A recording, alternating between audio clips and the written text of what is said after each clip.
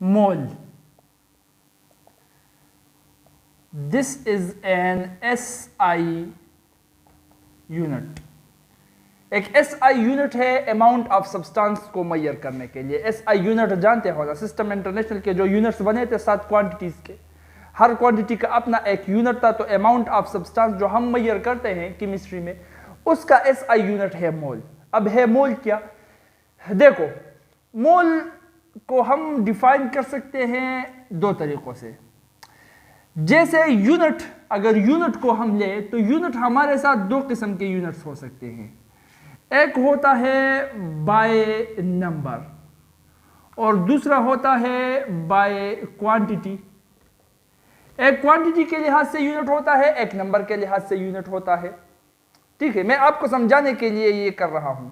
वैसे ये नंबर भी क्वांटिटी ही है, लेकिन आपको समझाने के लिए इसको इस तरह से डिवाइड कर रहा हूं ताकि आपको फिर समझ में मोल अच्छी तरह से आ सके। अब बाय नंबर, फॉर एग्जांपल अगर मैं कहूं तो डजन, डजन, दर्जन, दर्जन, ये बाय नंबर एक यूनिट है। डजन जब भी हम नाम लेंगे तो आपके दिमाग में सीधा 12 का नंबर आएगा। डजन किसे कहते हैं? 12। संतरों का डजन तो 12 संतरे। ठीक है, बनानास का डजन तो 12 बनानास। अगर मैं वाटरमेलन्स का भी डजन लूं तो 12 वाटरमेलन्स इसमें आएंगे। फिर चाहे चेयर्स का हो, टेबल का हो, फैंस का हो, जिस भी चीज का अगर आप डजन का नाम उसके साथ लेंगे तो आप उसको 12 की तादाद में बता रहे हैं कि उस चीज की तादाद 12, उसको हम कहते हैं डजन। तो डजन बाय नंबर यूनिट हो गया। ठीक है, सीधा दिमाग में डजन के साथ 12 का नंबर आ जाता है। इसी तरह पेयर, जोड़ा, ये 2 को हम कहते हैं। जिस चीज का भी आप पेयर, मतलब उसको पेयर के साथ रिलेट कर रहे हो, पेयर के साथ उसको एक्सप्लेन कर रहे हो, किसी चीज का जोड़ा, किसी चीज का पेयर, तो आपका मतलब है कि उस चीज की 2 की तादाद। फॉर एग्जाम्पल मैं कहता हूं कि शूज का जोड़ा, तो इसका मतलब 2 शूज। चेयर्स का जोड़ा अगर मैं कहूं तो मेरा मतलब होगा कि 2 चेयर्स। टेबल का जोड़ा अगर मैं कहूं तो मेरा मतलब यही होगा कि 2 मेज, 2 टेबल्स। ठीक है, तो ये भी बाय नंबर एक यूनिट हो गया। इसी तरह हम ग्रास भी लिख सकते हैं। ग्रास का मतलब है 12 दर्जन। दर्जन में 12 होते हैं, 12 दर्जन, तो टोटल ये बन जाएगा 144। 144 की तादाद को हम कहेंगे ग्रास, 144। अब किसी भी चीज के लिए मैं ग्रास का लफ्ज इस्तेमाल करूं कि फलाना चीज एक ग्रास, तो मेरा मतलब होगा कि फलाना चीज 144 की तादाद में। ठीक है, अब वो जो भी चीज हो, जितनी भी बड़ी हो या जितनी भी छोटी हो, जितनी भी मोटी हो या जितनी भी पतली हो, लेकिन उसकी तादाद 144 होनी चाहिए। तो ये नंबर्स की तादाद, ये यूनिट हुआ बाय नंबर। ये जो यूनिट्स है ये नंबर्स को डिफाइन कर रहे हैं, एक खास किस्म के नंबर्स को लिए जा रहे हैं। इसी तरह से बाय क्वांटिटी अगर मैं कहूं तो मास का यूनिट मैं ले लूं फॉर एग्जांपल। मैंने पहले बता दिया कि वैसे ये भी क्वांटिटीज है, लेकिन आपको समझाने के लिए इसको मैं अलग कर रहा हूं कि ये एक खास नंबर है। मास चाहे इन चीजों का जितना भी हो, डिपेंड नहीं करता। डजन का मतलब 12 ही होगा, पेयर का 2 और ग्लास का 144 मतलब ही होगा। दूसरी तरफ अगर हम ले ले किलोग्राम, ये भी यूनिट है। ठीक है, मास का यूनिट है ना किलोग्राम, 1000 ग्राम, ये बाय क्वांटिटी हम लेंगे। तो अब ये किलोग्राम मुख्तलिफ चीजों के लिए मुख्तलिफ हो जाएगा। फॉर एग्जाम्पल मैं कहूं कि 1 किलो संगतरे, 1 किलोग्राम के संगतरे, तो 1 किलोग्राम के संगतरे शायद 10 संगतरे हो जाए, शायद 8 संगतरे हो जाए, या शायद 14 संगतरे हो जाए। 1 किलोग्राम के अंदर कुछ भी हो सकता है, संगतरों की मास पर डिपेंड करता है। दूसरी तरफ अगर मैं कहूं कि 1 किलो का वाटरमेलन में ले लूं, तो 1 किलो का वाटरमेलन, या एक ही वाटरमेलन 1 किलो का होगा, या शायद एक ही वाटरमेलन के अंदर 2 किलो भी आ जाए, देखा है ना आपने। और दूसरी तरफ ऑरेंजेस या बनानास, वो 1 किलो के अंदर 10 भी आ सकते हैं, 12 भी आ सकते हैं, 15 भी आ सकते हैं। तो अब ये हम मास को लिए जा रहे हैं किलोग्राम, तो ये हुआ बाय क्वांटिटी, इस तरह का एक यूनिट हो गया। ठीक है, वो अब डिपेंड करता है चीजों के साइज पर और उसके मास पर। जितना साइज मास ज्यादा हो उतने ही किलोग्राम उसके अंदर आएंगे। जबकि यहां पर ऐसा आलम नहीं था। ठीक है, अच्छा अब अगर हम मोल की बात करें तो मोल इस दोनों को लेकर चलता है, दोनों की बात करता है। मतलब मोल यूनिट बाय नंबर भी है और मोल यूनिट बाय क्वांटिटी भी है। पहले बाय क्वांटिटी की बहस करते हैं, किस तरह के ये बाय क्वांटिटी यूनिट है। जो डेफिनेशन आपके बुक में दिया गया है वो यही है कि the atomic masses of atoms and molecular masses of molecules when taken in grams। Atoms के एटॉमिक मासेस और मॉलिक्यूल के मॉलिक्यूलर मासेस जब हम ग्राम्स में लें, इसको हम कहेंगे एक मोल। एटम के एटॉमिक मासेस और मॉलिक्यूल के मॉलिक्यूलर मासेस हम किस में जाहिर करते हैं? एएमयू में। एएमयू हम पढ़ चुके हैं ना, relative atomic mass unit 9th में पढ़ चुके हो आप कि अगर कार्बन 12 आइसोटोप के 1/12 के साथ हम किसी एटम के मास को कंपेयर करें तो उससे जो मास निकल आएगा वही एटॉमिक मास यूनिट होगा, एएमयू। और इसी तरह से साइंटिस्ट ने पीरियोडिक टेबल के अंदर हर एक एलिमेंट के लिए एटॉमिक मास डिजाइन किया था। ठीक है, कि कौन से एटम का कितना एटॉमिक मास होगा, उसको हम कहते हैं एटॉमिक मास यूनिट। अब उसी एटॉमिक मास यूनिट, हर एक एटम का अपना एक एटॉमिक मास यूनिट होगा और हर एक मॉलिक्यूल का भी होगा। तो हर एक एटम का एटॉमिक मास या हर एक मॉलिक्यूल का मॉलिक्यूलर मास अगर हम ग्राम्स में ले ले उसी एलिमेंट के, इसको हम कहेंगे एक मोल। फॉर एग्जाम्पल देखो, मैं ले लेता हूं फर्स्ट ऑफ ऑल, क्या ले लूं? हाइड्रोजन ले लूंगा। चलो हाइड्रोजन, ये एग्जाम्पल्स में लिख रहा हूं। ठीक है, नंबर 1 हाइड्रोजन का मास है 1.008 AMU, एटॉमिक मास यूनिट। तो अगर आप हाइड्रोजन गैस का 1.008 ग्राम्स ले ले तो ये इसका एक मोल होगा। चलो दूसरा एग्जाम्पल जिससे हमको थोड़ा सा वाज़ेह हो जाए, वो मैं ले लूंगा ऑक्सीजन। ऑक्सीजन का एटॉमिक मास है 16 AMU, 16 AMU। ये एक एटम का कार्बन 12 के 12वें हिस्से के साथ कंपैरिजन से हमने जो लिया है वो मास है 16 AMU, 16 एटॉमिक मास यूनिट्स।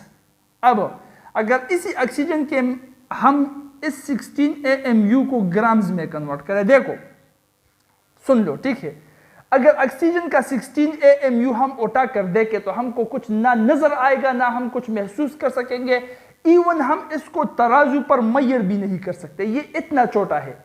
क्यों? क्योंकि ये 16 AMU सिर्फ ऑक्सीजन का एक एटम है, एक एटम।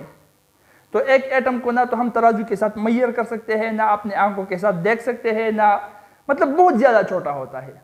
जबकि इसी एटम का जो ये 16 एटॉमिक मास यूनिट्स है, इसी 16 को लेकर हम ग्राम्स में कन्वर्ट करें, मतलब इस ऑक्सीजन का 16 ग्राम्स उठाए तो 16 ग्राम पर काफी बड़ी चीज होती है।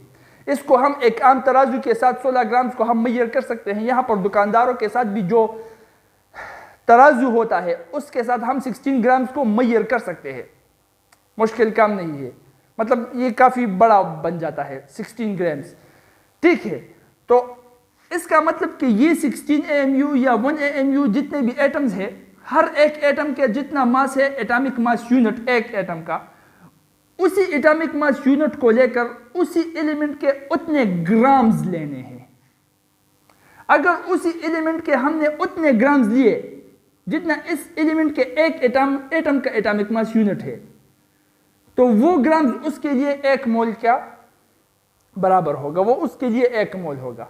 ठीक है, फॉर एग्जाम्पल यहां पर तीसरा भी लिख लेता हूं, वो हुआ क्लोरीन। चलो अब क्लोरीन का एक एटम जो है वो 35.5 एटॉमिक मास यूनिट है, सिर्फ एक एटम। एक एटम ना हमको नजर आता है, ना हम इसको तराजू के साथ तुल सकते हैं, मैयर कर सकते हैं, कुछ भी नहीं कर सकते, because this is a single atom, बहुत ज्यादा छोटा। तो अब क्लोरीन जो कि एक एलिमेंट है, इसके एक एटम का एटॉमिक मास यूनिट 35.5 है मास। इसका मतलब अगर हम इसी क्लोरीन एलिमेंट को लेकर इसके 35.5 ग्राम ले लें, जो कि बहुत ही बड़ा बन जाएगा। अब हम मैयर कर सकते हैं एक आम तराजू के साथ, हम फील भी कर सकते हैं अपने हाथों के साथ कि 35 ग्राम है। इसी एलिमेंट के 35 ग्राम ले ले तो ये इसके लिए 1 मोल होगा। क्यों? क्योंकि इसका एक एटम, उसका मास 35.5 एटॉमिक मास यूनिट है। ठीक है, इसी तरह मॉलिक्यूल का अगर एग्जांपल ले ले तो चलो वाटर ले लेता हूं, जो कि सबसे आसान है। H2O मॉलिक्यूलर मास निकाल सकते हो ना, इसका एक एटॉमिक मास यूनिट है, 2 में मल्टीप्लाई करो तो 2 मल्टीप्लाइड बाय 1 2 बन जाएगा। इसका 16 है, plus 16, 2 + 16 is equal to 18 AMU। इससे पहले पढ़ चुके हो ना। अच्छा, तो ये हुआ 18 AMU। अब इसका मतलब वाटर का एक मॉलिक्यूल, उसका मास है 18 AMU। वाटर के एक मॉलिक्यूल का मास है 18 AMU। सिर्फ एक मॉलिक्यूल, जिसको ना हम देख सकते हैं, ना महसूस कर सकते हैं, ना तराजू पर मैयर कर सकते हैं। अब इसी वाटर के एक मॉलिक्यूल का मास जो कि 18 AMU के बराबर है, तो इसी वाटर के हम लेंगे 18 ग्राम्स। दुकान पर जाकर 18 ग्राम पानी तराजू के साथ मैयर करना है, कर सकते हैं आसानी के साथ। 18 ग्राम बहुत ही बड़ी तादाद है। ठीक है, तो तराजू के साथ अगर हम 18 ग्राम पानी को मैयर करें और 18 ग्राम पानी को H2O को उठाए, तो ये 18 ग्राम H2O का, पानी का 18 ग्राम, ये 1 मोल पानी के लिए बनता है। बात समझ में आ गई? तो ये हुआ बाय क्वांटिटी, मोल की एक्सप्लेनेशन, मोल की डेफिनेशन। के अगर हम एटम के एटॉमिक मासेस या मॉलिक्यूल के मॉलिक्यूलर मासेस जो भी है, उतने ही ग्राम्स हम उन एलिमेंट्स के ले लें, तो उतने ग्राम उन एलिमेंट के 1 मोल के बराबर होगा। ठीक है, अब यहां पर इत्तेफाक की बात यह बनती है कि अगर आप इस हाइड्रोजन का 1 मोल ले ले जो कि 1.8 ग्राम है, 008, ऑक्सीजन का 1 मोल ले ले जो कि 16 ग्राम है, क्लोरीन का 1 मोल ले ले जो कि 35.5 ग्राम है, वाटर का 1 मोल ले ले जो कि 18 ग्राम है। जिस किसी भी मॉलिक्यूल या एलिमेंट का 1 मोल ले ले, तमाम के तमाम एलिमेंट्स, तमाम के तमाम मॉलिक्यूल्स के 1 मोल के अंदर एटम्स या मॉलिक्यूल्स की तादाद जो होगी वो ये होगी 6.023 × 10⁻23। तमाम के अंदर तमाम एलिमेंट्स या मॉलिक्यूल्स के 1 मोल को लेकर इसके अंदर नंबर ऑफ पार्टिकल्स को अगर आप देखें तो वो ये 6.023 × 10⁻23 होगी। तो अब ये क्या बन रहा है? ये इस नंबर की यूनिट की तरह बन रहा है कि चाहे जितना भी हो, ऑक्सीजन 16 ग्राम का एक है, 16 AMU का एक एटम है, बड़ा है। हाइड्रोजन 1 AMU का एक एटम है, छोटा है। क्लोरीन उससे भी बड़ा है, 35.5 है। तो चाहे एटम बड़ा मास वाला हो या छोटे मास वाला हो, 1 मोल के अंदर इसके ज़र्रात 6.023 × 10⁻23 ही होंगे। जैसे दर्जन के अंदर, चाहे वो संतरे हो, चाहे वाटरमेलन हो, चाहे बनाना हो, 1 दर्जन के अंदर 12 ही होंगे। इसी तरह चाहे ऑक्सीजन हो, क्लोरीन हो, वाटर हो, हाइड्रोजन हो, जो भी हो, बड़ा हो, छोटा हो, मोटा हो, पतला हो, सारे के अंदर 1 मोल के अंदर 6.023 × 10⁻23 इतने ही तादाद में पार्टिकल्स होंगे। तो इतने ही तादाद के पार्टिकल्स को हम 1 मोल कहेंगे। तो अब आप मोल का डिफिनीशन इसी तरह भी कर सकते हैं कि 6.023 × 10⁻23 number of particles of any element, of any atom, of any molecule is known as 1 mole। किसी भी मॉलिक्यूल, एटम या एलिमेंट के 6.023 × 10⁻23 नंबर ऑफ पार्टिकल्स को हम कहेंगे 1 मोल। तो ये डिफिनीशन हुआ बाय नंबर। इसी तरह से हम मोल को डिफाइन कर सकते हैं 2 तरीकों से। ठीक है, अब ये 6.023 × 10⁻23 इसको मेजर किया एक इटालियन साइंटिस्ट ने जिसका नाम था एवोगाड्रो। इसलिए इस नंबर को हम कहते हैं एवोगाड्रोज नंबर, Na से शॉर्टकट में हम इसको रिप्रेजेंट करते हैं। इस नंबर को एवोगाड्रो नंबर कहा जाता है। एवोगाड्रो नंबर इसलिए कहा जाता है कि इटाली का एक साइंटिस्ट एवोगाड्रो ने इस नंबर को मैयर किया था कि हर एक मोल के अंदर जितने भी मोल, जितने भी एलिमेंट, जितने मॉलिक्यूल्स के उसने चेक किए, हर एक मोल के अंदर उसने इतने ही नंबर ऑफ पार्टिकल्स पा लिए थे। ठीक है, और इसी चच्चा का नाम एवोगाड्रो था, तो इस नंबर ऑफ पार्टिकल्स, इस नंबर को हमने एवोगाड्रो नंबर उस चच्चा के नाम के साथ मुंसलिक कर दिया, उसके पीछे इसका नाम रख दिया। अब ये इसने कैसे किया, देखो ये 6.023 × 10⁻23 जो नंबर है, ये इतना बड़ा नंबर है कि अगर मैं आपको कुछ एनालॉजीज दे दूं, ठीक है, ताकि आपको समझ में आ जाए कि ये कितना बड़ा नंबर है। फॉर एग्जाम्पल, हम एक ऐसा क्वांटम कंप्यूटर बना ले जो कि अब तक बन भी नहीं चुका है।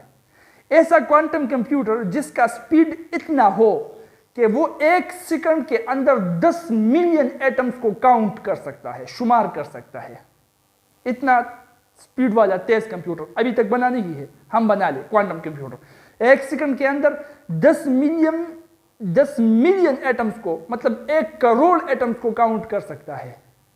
और उस कंप्यूटर्स को छोड़े कि वो सिर्फ 1 मोल इस तादाद को, इस पार्टिकल्स को गिनना शुरू करे, तो वो कंप्यूटर भी इस 1 मोल के पार्टिकल्स को गिनने में 2 अरब साल लेगा। 2 बिलियन ईयर्स उस कंप्यूटर को भी लगेगा, जिसकी स्पीड 10 मिलियन एटम्स काउंटिंग पर सेकंड है, वो भी 2 बिलियन ईयर्स लेगा कि वो सिर्फ 1 मोल 6.023 × 10⁻23 इस पार्टिकल्स की तादाद को गिन सके। इतना बड़ा नंबर है ये। एक एनालॉजी और भी हम देख सकते हैं कि दुनिया जब से बनी है 4.5 बिलियन ईयर्स हो गए, और अब तक जितना गला जो हम खाते हैं उसको बोया जा रहा है, काटा जा रहा है, हम खाते जा रहे हैं, और गला बोया जा रहा है, काटा जा रहा है, हम खाए जा रहे हैं। तो दुनिया के स्टार्ट से अब तक जितना भी गला बोया गया, काटा गया, खाया गया, अब तक 1 मोल उनके एक पार्टिकल्स को अगर हम गिने, 1 मोल अभी तक पूरा नहीं हुआ। ये इतना बड़ा नंबर है। अब एटम्स जाहिरी बात है बहुत ही ज्यादा छोटे हैं, इसलिए 1 मोल के अंदर इतने सारे एटम्स आ जाते हैं। अच्छा, अब हैरानी की बात यहां पर यह है कि इस एवोगाड्रो नंबर को इस एवोगाड्रो चाचा ने, इस साइंटिस्ट ने गिना कैसे, जब ये इतना मुश्किल है, इतनी बड़ी तादाद में ये पार्टिकल्स है। तो इस बंदे के साथ कौन से ऐसे जादुई ट्रिक्स थे, कौन सा इल्हाम कशफ इस पर होता था कि इसने इतनी आसानी के साथ इसको काउंट किया। तो यहां पर इसका जवाब है mathematics, the language of universe. Mathematics से हम इस तरह के इम्पॉसिबल काउंटिंग्स को पॉसिबल बना सकते हैं।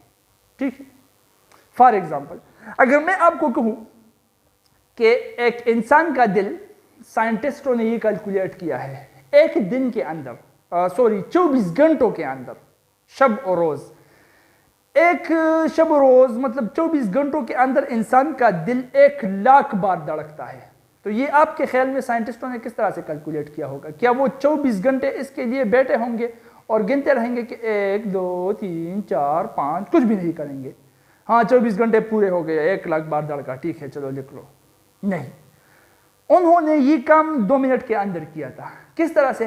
1 मिनट के लिए अपना दिल का धड़कन, जो सेहतमंद नॉर्मल इंसान की बात मैं कर रहा हूं, 1 मिनट के अंदर उन्होंने अपने दिल का धड़कन वो काउंट कर लिया, गिन लिया कि कितने बार ये 1 मिनट में धड़कता है।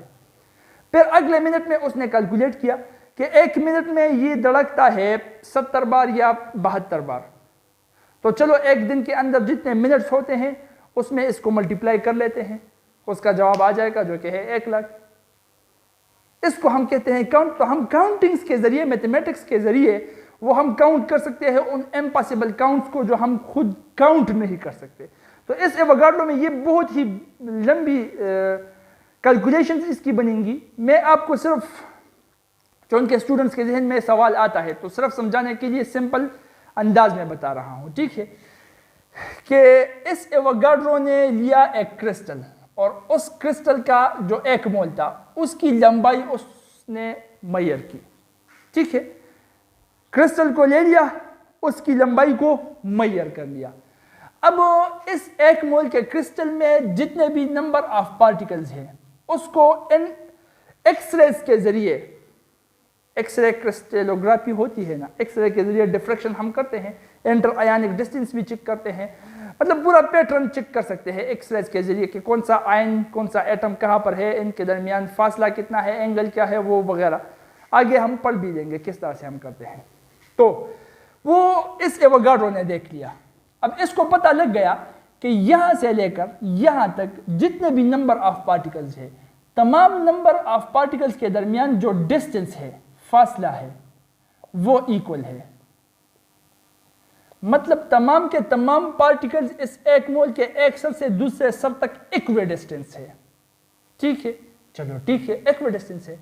अब इसने ये किया कि पहले इसके पहले वाले जो 2 पार्टिकल्स हैं इसके दरमियान जितना फासला है वो फासला मेजर कर लिया। अब जाहिरी बात है, देखो ये फासला फॉर एग्जांपल इसने ले लिया ए, पहले यहां पर ये पहले या दूसरे या बीच में जहां पर भी 2 पार्टिकल्स है उसके दरमियान जो फासला है उसको इसने मेजर कर लिया। और यहां पर मैं एग्जांपल के तौर पर ए लिख रहा हूं, फॉर एग्जांपल वो हुआ ए। अब इसको पता है कि यहां से लेकर यहां तक जितने भी पार्टिकल्स है तमाम के दरमियान डिस्टेंस इतना ही है ए। तो जब इतना ही डिस्टेंस है तो इसका मतलब यहां से लेकर यहां तक जो फासला है बी, इस बी के साथ अगर इस ए को मैं मल्टीप्लाई करूं तो इससे जो तादाद आएगा वो हमको यही दिखाएगा कि इस टोटल डिस्टेंस के अंदर नंबर ऑफ पार्टिकल्स कितने आएंगे। तो इसी तरह से इसने वो क्रिस्टल तकरीबन लिथियम का था।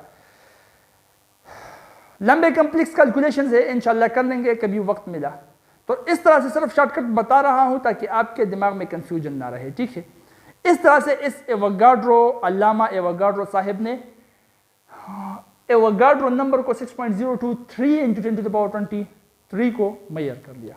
बात यहां तक समझ में आ गई। अब कर लेते हैं कुछ कैलकुलेशंस इस एवोगाड्रो नंबर के ऊपर। 2 इक्वेशंस हम इस्तेमाल करेंगे यहां पर। Number of moles is equal to mass in grams divided by molar mass. अगर किसी एलिमेंट के मास ग्राम्स के अंदर कुछ मास हमें दिया गया है, उसको अगर उस एलिमेंट या मॉलिक्यूल के मोलर मास पर हम डिवाइड करेंगे 1 मोल के मास पर, तो ये हमें नंबर ऑफ मोल्स दिखाएगा। और अगर ये पार्टिकल्स में है, चूंकि हम पढ़ चुके हैं मोल्स का डिफिनीशन 2 तरह से होता है, by number and by quantity. वो by quantity equation, by number इस तरह से होता है कि mole is equal to number of particles, जितने नंबर ऑफ पार्टिकल्स दिए गए हैं उसको डिवाइड करो एवोगाड्रो नंबर पर, तो ये आपके साथ आ जाएगा नंबर ऑफ मोल्स। अब ये एक एग्जांपल ले लेते हैं कि how many moles are there in 60 gram of sodium hydroxide. Question है, question number 1, how many moles are there in 60 grams of sodium hydroxide. Sodium hydroxide के अंदर 60 ग्राम्स के अंदर कितने नंबर ऑफ मोल्स है? तो देखो, सबसे पहले सोडियम हाइड्रोक्साइड का मोलर मास आपको निकालना है। ठीक है, मास इन ग्राम्स चल रहा है यहाँ पर, हाउ मेनी मोल्स 60 ग्राम दिया गया है, मोलर मास निकालना है आपको। ये फार्मूला आप इस्तेमाल करोगे, नंबर ऑफ पार्टिकल्स नहीं है, ग्राम है। ठीक है, तो सबसे पहले आप मोलर मास निकालो, NaOH। इसका मोलर मास क्या होगा? देखो, सोडियम का है 23 प्लस ऑक्सीजन का है 16 प्लस हाइड्रोजन का है 1, तो इससे बनेगा 33 प्लस 6 39 प्लस 1 40। अगर ग्राम्स में हम ले लें तो 40 ग्राम्स होगा, AMU में लेते हैं तो 40 AMU होगा। यहाँ पर हम ग्राम एटॉमिक मास ले लेते हैं, ठीक है, क्योंकि बात ग्राम्स की चल रही है। तो NaOH का मोलर मास वो हुआ 40 ग्राम। अब यहाँ पर कितने ग्राम्स है हमारे पास, वो दिया गया है 60 ग्राम्स। तो ये वाला फार्मूला आप इस्तेमाल करो, moles is equal to mass in grams जो कि है 60 डिवाइडेड बाय मोलर मास जो कि है 40। ठीक है, तो 60 को 40 पर आप डिवाइड करो कैलकुलेटर पर, आपके साथ आ जाएगा आंसर 1.5 मोल। तो इसका मतलब कि 60 ग्राम ऑफ NaOH ये 1.5 मोल के बराबर है। ठीक है मौलाना साहब, चलो एक दूसरा एग्जांपल उठाकर देख लेते हैं। What is the mass of 0.5 moles of calcium carbonate?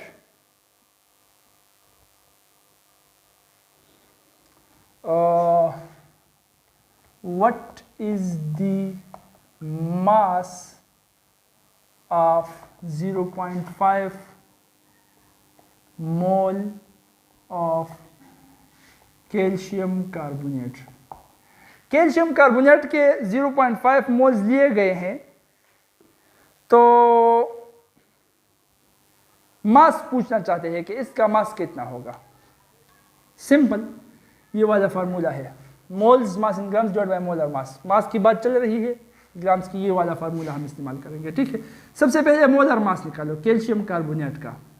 Calcium है कैल्शियम 40 प्लस, ये पीरियोडिक टेबल में आप देखोगे। ठीक है, कार्बन है 12 प्लस, ऑक्सीजन है 16 और यहां पर है एटम 3, तो 3 मल्टीप्लाइड बाई 16। कैलकुलेटर से कर लो इसको, शाबाश।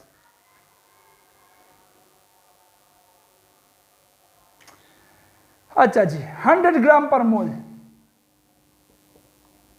ये हुआ इसका मोलर मास। 100 grams, 100 grams. ठीक है, एएमयू में लेंगे तो 100 एएमयू होंगे, ग्राम्स में लेंगे तो 100 ग्राम्स होंगे। 100 ग्राम्स पर मोल, ये हुआ मोलर मास। अब क्योंकि हमें मास चाहिए, देखो इस फार्मूले को अब हम इस तरह से लिखेंगे, moles is equal to mass in grams divided by molar mass. ये है, इस मोलर मास को हम यहां पर कन्वर्ट कर लेंगे। यहां पर डिवीजन में है, इक्विलिटी से इस तरफ लाएंगे तो ये मल्टीप्लिकेशन में तब्दील हो जाएगा। ये बन जाएगा मास इन ग्राम्स, अपनी जगह रह जाएगा, इज इक्वल टू, ये यहां पर आ गया तो ये हुआ moles multiplied by molar mass हो जाएगा। अब is equal to mass in grams हमको चाहिए, वो हम निकाल लेंगे। नंबर ऑफ मोल्स हमको दिया गया है, वो है 0.5। ठीक है, मल्टीप्लाइड बाय मोलर मास हमने निकाल लिया है, वो है 100। इससे आ जाएगा 50, तो 50 ग्राम्स आपके साथ आंसर हुआ। इसका मतलब 0.5 मोल ऑफ कैल्शियम कार्बोनेट के अंदर 50 ग्राम होते हैं। ठीक है, इसी तरह के कुछ एग्जाम्पल्स वो दिए गए हैं नंबर ऑफ पार्टिकल्स को लेकर, और कुछ प्रैक्टिस प्रॉब्लम भी दिया गया है। तो आप ये प्रैक्टिस प्रॉब्लम एक खुद कर लो, और इसी नंबर ऑफ पार्टिकल्स के जो न्यूमेरिकल्स है उसको भी इसी तरह से हल कर लो दूसरे वाले फार्मूले के साथ। ये आपके लिए प्रैक्टिस हो जाएगा। ठीक है, प्रैक्टिस लाजमन करना पड़ेगा।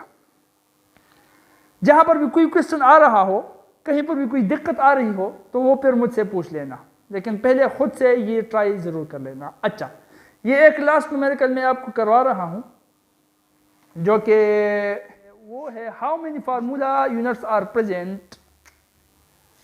Question is how many formula units are present in 125 grams of क्या है, hydrated copper sulphate. Hydrated copper sulphate, hydrated copper sulphate, वो ब्लू कलर का होता है ना, कॉपर सल्फेट वाइट कलर का होता है। पानी उसमें डाल दो, डायरेक्ट रिएक्शन करके hydrated copper sulphate blue colour का बना लेगा, अगर रिएक्शंस कभी देखा हो इसका। अच्छा, अब यहां पर थोड़ा सा ट्विस्ट है।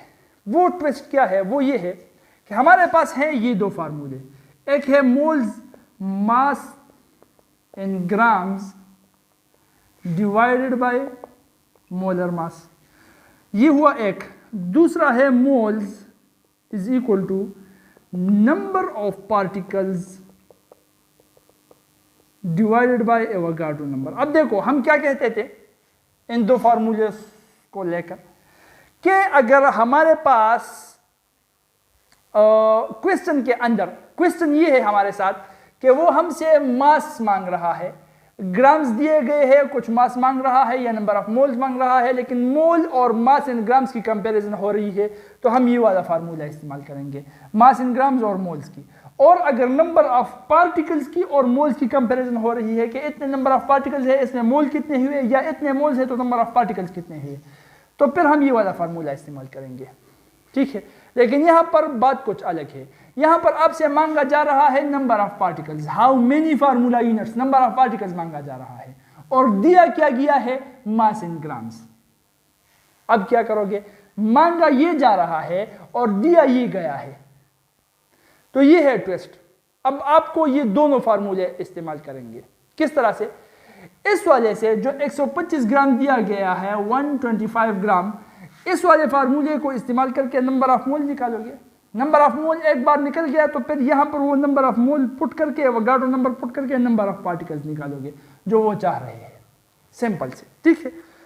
तो देखो कर लेते हैं। उसके लिए सबसे पहले हम मोलर मास कैलकुलेट कर लेंगे कॉपर सल्फेट का। कॉपर सल्फेट डॉट 5H2O, ये हुआ, इसका है कॉपर का 64 प्लस सल्फर का है 32 प्लस ऑक्सीजन का है 16, ऑक्सीजन है 4, तो 4 मल्टीप्लाइड बाई 16 प्लस ये वाटर का है 18, ठीक है, 2 मल्टीप्लाइड बाई 1 प्लस 16 18, और वाटर के मालिक्यूल्स खुद 5 है, तो ये बन जाएगा 5 मल्टीप्लाइड बाई 18। ये कर चुके हो ना, इस पर तो कोई एक्सप्लेनेशन की ज़रूरत नहीं है। तो ये बन जाएगा तकरीबन 250 ग्राम्स, ग्राम्स में अगर हम ले तो बन जाएगा 250 ग्राम्स, एक मोल में इसका इतना मास होगा, इतने ग्राम्स होंगे, ये इसका मोलर मास हुआ, ठीक है। अब इसके मास इन ग्राम्स हमें दिए गए हैं 125, यहाँ पर हम पुट कर लेंगे, number of moles is equal to mass in grams है 125 डिवाइडेड बाय मोलर मास हमारे पास आ गया है 250। इससे हम निकालेंगे नंबर ऑफ मोल्स, और वो नंबर ऑफ मोल्स है 0.5 मोल।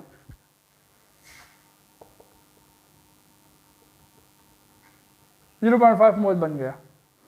अब जो कि नंबर ऑफ मोल्स हमारे साथ आ गया, यहां पर हमसे वो मांग रहे हैं how many formula units are there. भाई साहब नंबर ऑफ पार्टिकल्स बताओ, हमें नंबर ऑफ पार्टिकल्स चाहिए, हमें मोल्स का क्या करना है, क्वेश्चन वाले कह रहे हैं, ठीक है, मैं नहीं कह रहा। तो हम अब साइंटिस्ट तो हम खुद भी है ना, हम नंबर ऑफ पार्टिकल्स दे देंगे, कोई बात नहीं, हमको आता है जिस तरह से भी क्वेश्चन आप दोगे। तो ये देखो यहां पर नंबर ऑफ मोल्स हम पुट कर देंगे 0.5 is equal to number of particles चाहिए, how many formula units, number of particles कितने हैं, आओ मैदान में, हम लिख कर बताएंगे, कैलकुलेट करके दे देंगे। Avogadro number 6.023 × 10⁻23 number of particles मांग रहा है, इसको यहां पर शिफ्ट करो, ये बन जाएगा नंबर ऑफ पार्टिकल्स, चूंकि यहां पर डिवीजन में है, यहां पर आ जाएगा मल्टीप्लाई हो जाएगा, मल्टीप्लाई हो जाएगा, तो मल्टीप्लाई करने के बाद यहां पर जो आंसर आ रहा है वो हम डायरेक्ट लिख लेंगे, यही नंबर ऑफ पार्टिकल्स बन जाएगा, और वो होगा 3.011 multiplied by 10⁻23 formula units of copper sulphate, hydrated copper sulphate, वो आएंगे 125 ग्राम के अंदर। 125 ग्राम के अंदर कॉपर, हाइड्रेटेड कॉपर सल्फेट के 3.001 × 10⁻23 फार्मूला यूनिट्स आएंगे, ये हुआ आंसर। ये ट्विस्ट, थोड़ा सा ट्विस्ट इस तरह से आता रहेगा आपके एग्जाम में, आपके इम्तिहान में, आपके पेपर में भी। ये लोग आपके दिमाग को जज करने के लिए जो पेपर बना रहे हैं, तो उनमें इस तरह के ट्विस्ट होंगे, ठीक है। इस ट्विस्ट से वो आपका कंसेप्ट देखना चाहते हैं कि आपका कंसेप्ट है या रट्टा लगाया है, सिर्फ फार्मूला याद किया है, तोते की तरह रट लिया है और बस देख लिया कि हाँ ग्राम्स है, मोल्स मांग रहे हैं, चलो सर ने तो बताया था ये फार्मूला इस्तेमाल करो, लगा लो, बस बता दो। नंबर ऑफ पार्टिकल्स दिया गया है, मोल मांग रहे हैं, तो ये वाला फार्मूला बता दो। तो ये कंसेप्ट उस तरह सा क्लियर कंसेप्ट नहीं हो जाएगा। तो इस तरह से ट्विस्टिंग क्वेश्चंस होंगे और ज्यादातर इसी तरह के क्वेश्चंस आते हैं, उससे आपका कंसेप्ट जज किया जाएगा। और इस तरह के ट्विस्ट से आप खुद अपना कॉमन सेंस इस्तेमाल करोगे कि किस तरह से मुझे यहाँ तक पहुँचना है, नंबर ऑफ पार्टिकल्स निकालने हैं, मोल्स निकालने हैं, मास इन ग्राम्स निकालने हैं, कौन सा फार्मूला पहले कौन सा बाद में इस्तेमाल करना है, दोनों इस्तेमाल भी करने हैं या नहीं, वगैरह वगैरह। तो इसके प्रैक्टिस प्रॉब्लम में क्वेश्चन दिए गए हैं आपके किताब के अंदर, वो मैं छोड़ चुका हूँ, नहीं कर चुका हूँ हल, ताकि आप उसके ऊपर खुद प्रैक्टिस कर लो, खुद कल आकर बताओ जहाँ पर भी दिक्कत आ रही हो तो फिर पूछ लेना, ठीक है। अब